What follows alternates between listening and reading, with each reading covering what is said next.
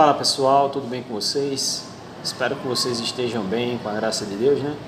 Bom, na aula de hoje a gente vai dar continuidade, né, à parte de geometria plana referente à área, né, de figuras planas, onde nessa aula de hoje a gente vai envolver as áreas referentes aos triângulos, né? Então todos os triângulos, todas as possíveis fórmulas envolvendo aí os triângulos serão abordados, né, nessa aula de hoje. Então a gente vai destacar situações diferentes e quais as fórmulas a gente poderia estar utilizando. No primeiro caso eu vou levar em consideração que eu tenho aí base e altura. Então tendo aí um triângulo, sendo ele retângulo ou não, né? Lembrando que triângulo retângulo é aquele triângulo que possui pelo menos um dos seus ângulos sendo o ângulo de 90 graus, né? Logicamente eu não poderia ter dois ângulos de 90 graus, porque a soma dos ângulos internos de um triângulo retângulo tem que ser 180 graus. Para que eu possa obter três lados, jamais eu poderia ter dois ângulos de 90 graus. Então, tendo aí um ângulo de 90 graus, triângulo retângulo. Não tendo nenhum ângulo de 90 graus, é um triângulo qualquer, né? Então, nesse caso, eu estou destacando ali, ó, altura e estou destacando base, certo? Tendo isso, eu tenho como utilizar a fórmula envolvendo base e altura. Nesse caso agora, eu estou destacando agora um triângulo retângulo. Está aqui ó, o ângulozinho de 90 graus, tá certo?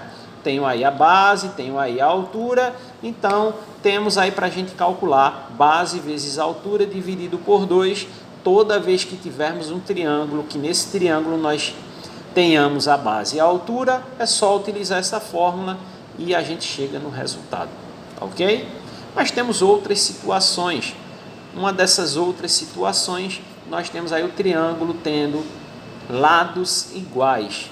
Triângulo com lados iguais, ele é chamado de triângulo equilátero. Anota aí para não esquecer, triângulo equilátero é aquele triângulo que possui todos os lados iguais. Nesse caso, a gente até poderia destacar, tá certo? Deixa eu marcar aqui, que os ângulos internos, esse ângulo aqui e esse aqui de cima, esses três ângulos aí, eles teriam 60 graus cada um, porque a soma desses ângulos, eu tenho que lembrar que vale 180 graus. Então a soma desses ângulos seriam, cada um aí teria que ter 60 graus. E aí a fórmula para trabalhar com o triângulo equilátero é essa aqui, ó. A área é igual a L ao quadrado, ou seja, o lado elevado ao quadrado, vezes a raiz de 3 dividido por 4. Tá certo? Na maioria das vezes, ou melhor, deixa eu justificar aqui. Em alguns casos, eu não vou dizer maioria das vezes, porque vai depender muito da banca que elabora a questão e tudo mais. Mas em alguns casos, você obtém a resposta conservando essa raiz de 3. Ou seja, essa raiz de 3 tu ia repetindo sem precisar mexer com ela, sem precisar calcular nada com ela, levaria ela até o resultado. Em outros casos, a gente precisa multiplicar. Nesse caso, eu precisaria lembrar que a raiz de 3, ela equivale aproximadamente a 1,7, tá certo? Então eu utilizo 1,7 toda vez que eu tiver raiz de 3. Os enunciados, eles não têm a necessidade, a obrigação de fornecer essa informação aqui para a gente, não. Então, professor, como é que eu vou saber quando substituir e quando não substituir? É você ficar atento ao gabarito. Se no gabarito você perceber que nas alternativas aparece essa raiz de 3, isso é um indício que você não vai substituir nada, vai apenas repetir. Mas se você observa que nas alternativas os resultados estão com números decimais ou com números que não aparece essa raiz de 3, isso indica que você precisa substituir a raiz de 3 por 1,7. Tá ok? Vamos para um outro tipo de triângulo. Temos agora o triângulo de lados diferentes. A gente chama o triângulo de lados diferentes de triângulo escaleno.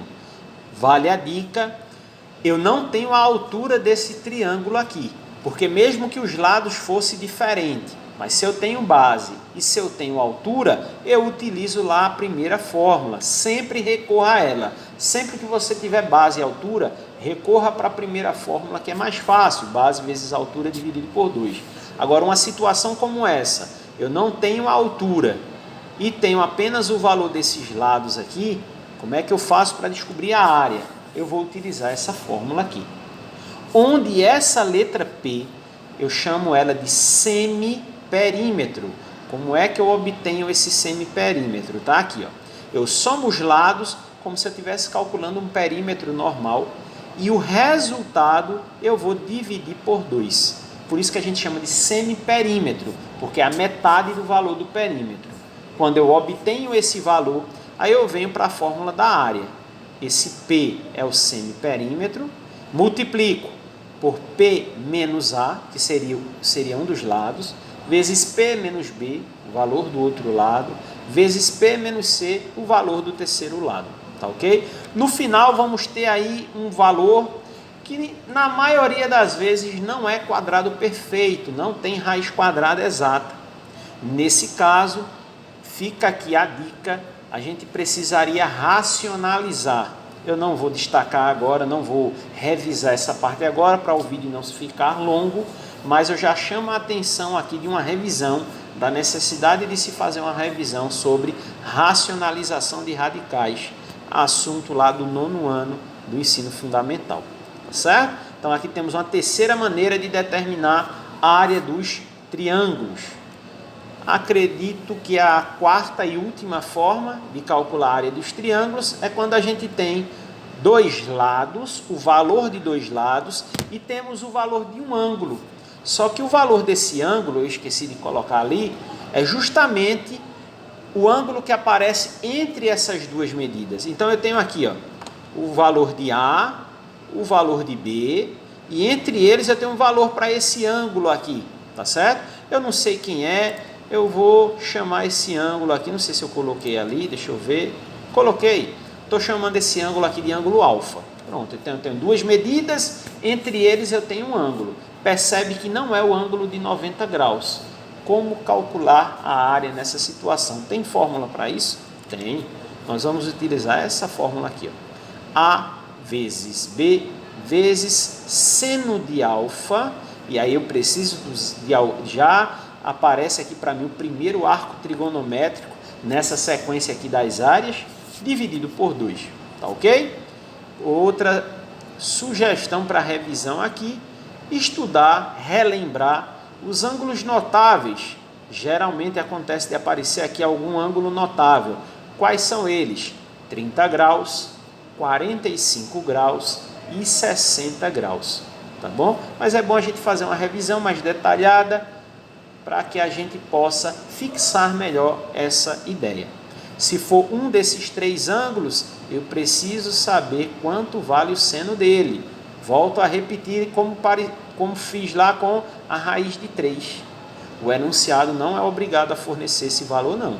Eu tenho que saber. Por isso que eu estou falando para você, revisa lá ângulos notáveis, que aí fica bacana para você aqui, nesse caso dessa forma. Tá ok? E aí, com isso, nós chegamos aí no final, né? Essas 4 maneiras diferentes de calcular aí a área do triângulo, tá? E aí a gente vai para a ficha de exercício de número 23, temos aí um exercício com 5 questões, novamente aqui parecido com a área dos quadriláteros, né? Com exceção da primeira questão, todas as 4 questões seguintes, ó, com gabarito tal, para a gente treinar de acordo com como aparece aí nas avaliações externas, tá ok? Então vamos tentar responder, vamos ver aí o que a gente consegue fazer utilizando essas fórmulas, e na nossa próxima aula eu trago aí para vocês a correção desse exercício, tá certo? Espero que vocês fiquem bem, fiquem com Deus, um forte abraço e até mais.